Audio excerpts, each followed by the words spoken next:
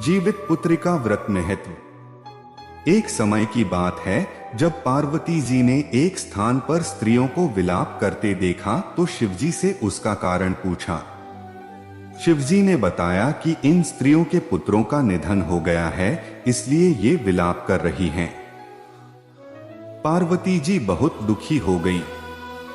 उन्होंने कहा, हे नाथ, एक माता के लिए इससे अधिक हृदय विदारक बात क्या हो सकती है कि उसके सामने उसका पुत्र मर जाए। इससे मुक्ति का कोई तो मार्ग हो, कृपया बताएं। शिवजी ने कहा, हे देवी, जो विधाता द्वारा रचित है उसमें हेरफेर नहीं हो सकता, किंतु जीमूतवाहन की पूजा से माताएं अपनी संतान पर आए प्राणघाती संकटों को भी टाल सकती हैं। जो माता आश्विन मास की कृष्ण पक्ष की अष्टमी को जीमूतवाहन की पूजा विधि विधान से करेगी, उसकी संतान के संकटों का नाश होगा। पार्वती जी के अनुरोध पर शिवजी ने उन मृत बालकों को पुनः जीवित कर दिया। इस कारण ही इसे जीवित पुत्रिका व्रत कहा जाता है।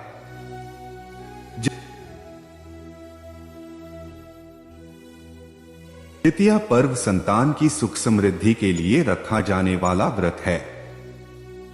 इस व्रत में पूरे दिन निर्जला यानी कि बिना जल ग्रहण किए व्रत रखा जाता है। कहा जाता है कि जो दंपति काफी समय से संतान की कामना कर रहे हैं, उनके लिए जितिया का व्रत संजीवनी बूटी से कम नहीं है। इसे जीवित पुत्रिका और जितिया व्रत भी कहा जाता है। यह पर्व उत्तर प्रदेश, बिहार, झारखंड, पश्चिम बंगाल और नेपाल के मिथिला और थरुहट में पर्व के तौर पर मनाया जाता है।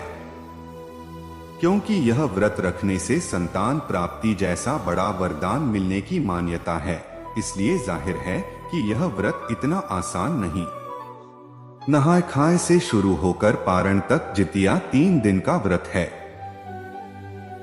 माना जाता है कि इस व्रत को जो भी मां करती है, उनकी संतान को लंबी उम्र और जीवन भर किसी भी दुख और तकलीफ से सुरक्षा मिलती है। जो कोई भी महिला इस व्रत की कथा सुनती है, उसे कभी भी अपनी संतान के वियोग का सामना नहीं करना पड़ता है। इसके अलावा घर में हमेशा सुख शांति बनी रहती है। यह व्रत संतान की दीर्घायु और मंगल कामना के लिए रखा जाता है। माताएं अपनी संतान की लंबी उम्र और उसकी रक्षा के लिए निर्जला उपवास रखती हैं। 3 दिन तक चलने वाले इस उपवास में महिलाएं जल की एक बूंद भी ग्रहण नहीं करती। हिंदू पंचांग के अनुसार जितिया व्रत हर साल अश्विन मास के कृष्ण पक्ष की सप्तमी से लेकर नवमी तिथि तक मनाया जाता है। सप्तमी को खरना करके अष्टमी को व्रत रखा जाता है और फिर नवमी तिथि को व्रत का पारण किया जाता है। इस बार यह उपवास 6 अक्टूबर 2023 को सुबह 6:34 पर शुरू होगी और अष्टमी तिथि का समापन 7 अक्टूबर 2023 को सुबह 8:08 पर होगा। व्रत पारण समय सुबह 8:08 के बाद 7 अक्टूबर 2023 को। जितिया व्रत की पूजा विधि। जितिया व्रत के पहले दिन महिलाएं सूर्योदय से पहले जागकर स्नान करके पूजा करती हैं और फिर एक बार भोजन ग्रहण करती हैं और उसके बाद पूरा दिन निर्जला व्रत रखती हैं। इसके बाद दूसरे दिन सुबह सवेरे स्नान के बाद महिलाएं पूजा पाठ करती हैं और फिर पूरा दिन निर्जला व्रत रखती हैं। प्रदोष काल में गाय के गोबर से पूजा स्थल साफ करना चाहिए। व्रत के नियमों के अनुसार एक छोटा सा तालाब बनाया जाता है और उसके पास एक पाकड़ की डाल खड़ी की जाती है। फिर शालिवाहन राजा के पुत्र धर्मात्मा जीमूतवाहन की मूर्ति को जल के पात्र में स्थापित किया जाता है। व्रत के तीसरे दिन महिलाएं पारण करती हैं। सूर्य को अर्घ्य देने के बाद ही महिलाएं अन्न ग्रहण कर सकती हैं। मुख्य रूप से पर्व के तीसरे दिन झोर भात, मरुआ की रोटी और नोनी का साग खाया जाता है। अष्टमी को प्रदोष काल में महिलाएं जीमूतवाहन की पूजा करती है। जीमूतवाहन की कुशा से निर्मित प्रतिमा को धूप दीप, अक्षत, पुष्प, फल आदि अर्पित करके फिर पूजा की जाती है। इसके साथ ही मिट्टी और गाय के गोबर से सियारिन और चील की प्रतिमा बनाई जाती है। प्रतिमा बन जाने के बाद उसके माथे पर लाल सिंदूर का टीका लगाया जाता है। पूजन समाप्त होने के बाद जीवित पुत्रिका व्रत की कथा सुनी जाती है। जितिया व्रत की कथा में मुख्यतः इन कथाओं का वर्णन मिलता है। चील सियार की कथा।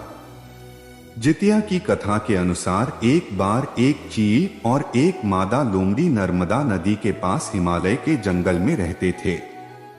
दोनों ने कुछ महिलाओं को पूजा करते और उपवास करते देखा और खुद भी इसे करने की कामना की। उपवास के दौरान लोमड़ी को बहुत भूख लग गई और वह जाकर चुपके से मरे हुए जानवर को खा लिया। दूसरी ओर चील ने पूरे समर्पण के साथ व्रत का पालन किया और उसे पूरा किया।